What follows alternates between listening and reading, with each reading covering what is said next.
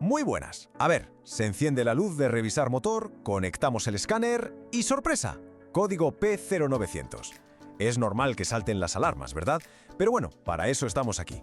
En los próximos minutos vamos a desmenuzar este código juntos, paso a paso, para que quede súper claro a qué nos estamos enfrentando y sobre todo cómo podemos solucionarlo con cabeza. ¿Vamos a ello? Lo primero es lo primero. ¿Qué narices significa P0900? Pues, para que nos entendamos, es la manera que tiene el coche de decirnos que hay un fallo eléctrico en el sistema que controla el embrague. Esto claro, en coches con cambio automatizado o semiautomático. La palabra clave aquí es circuito abierto. Eso nos indica que hay una interrupción, un corte, algo que impide que la electricidad llegue a donde tiene que llegar.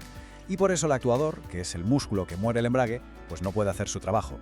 Bien, en esta primera parte vamos a meternos un poco más en faena para entender qué está viendo exactamente el ordenador del coche y por qué este código es una de esas alertas que de verdad no se pueden pasar por alto.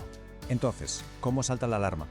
Pues mira, el módulo de control del motor, el cerebro del coche, está todo el rato monitorizando cientos de cosas. Cuando detecta que en el circuito del actuador del embrague el voltaje o la resistencia no son los que deberían ser, los que dice el fabricante, ¡pum!, enciende la luz y graba el código P0900. Es su forma de levantar la mano y decir, que aquí pasa algo raro. Y esto nos lleva a un punto crucial. Ojo, que esto es serio. No es uno de esos fallos menores que se pueden dejar para la semana que viene. Ignorar un P0900 puede tener consecuencias bastante feas, desde dejar el coche plantado en el peor momento hasta provocar un desgaste o daños graves en la transmisión. Y eso, seamos claros, se traduce en reparaciones muy, pero que muy caras. Venga, pasemos a la parte práctica. ¿Cómo se manifiesta este problema en el día a día? En esta sección nos vamos a poner en modo detective. Vamos a identificar las pistas que nos da el coche y a repasar la lista de los sospechosos habituales.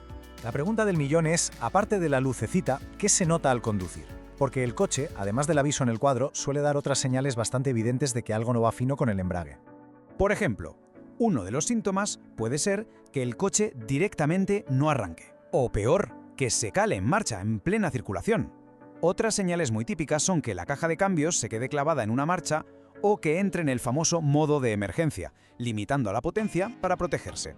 Y por supuesto las luces de avería en el salpicadero, que esas no faltan a la fiesta. Vale, ya tenemos los síntomas. La pregunta lógica ahora es ¿y por qué? ¿De dónde viene el fallo? ¿Quién es el culpable de todo esto? Si echamos un vistazo a la lista de sospechosos, hay algo que salta a la vista. La mayoría de las veces el origen es eléctrico. Hablamos de cables pelados, conectores sucios o con óxido, un simple fusible que se ha fundido o una mala conexión a masa. Por supuesto, el propio actuador o un sensor pueden estropearse, pero la experiencia nos dice que muchas veces el problema está en el camino, en el cableado y no en el destino final. Con tantas causas posibles, ¿por dónde se empieza a mirar? Bueno, pues vamos a la parte más interesante. En esta sección vamos a seguir un método lógico, ordenado, para dar con el fallo, tal y como lo haría un buen profesional. El secreto de un buen diagnóstico siempre es el orden. Lo primero, y es un gran consejo, es ver si el fabricante ha publicado alguna nota técnica sobre este problema para nuestro modelo de coche. Luego, la inspección visual es sagrada. Buscar con lupa cualquier cable, conector o fusible que no tenga buena pinta. Si a simple vista todo está bien, toca secar el multímetro y comprobar que la corriente llega como tiene que llegar. Y solo después de haber descartado todo esto, solo entonces se empieza a pensar en piezas más caras, como el actuador o en el caso más remoto, el propio módulo. Y llegamos a la última sección, que para mí es la más importante. No solo vamos a ver cómo se arregla el problema, sino, y esto es clave, cómo evitar la metedura de pata más común y más cara cuando aparece el código P0900. Aquí está el quid de la cuestión. El error número 1, el que más se comete, es la precipitación.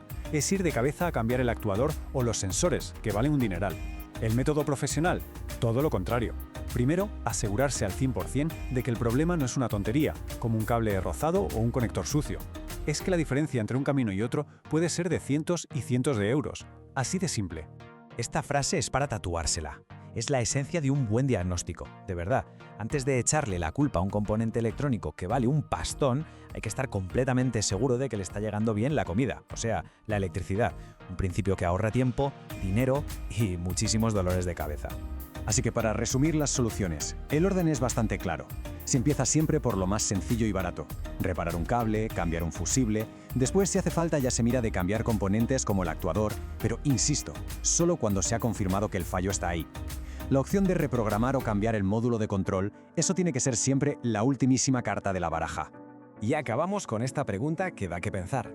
El código P0900 puede parecer muy intimidante, sí, pero como hemos visto, muchas veces la solución está escondida en lo más básico.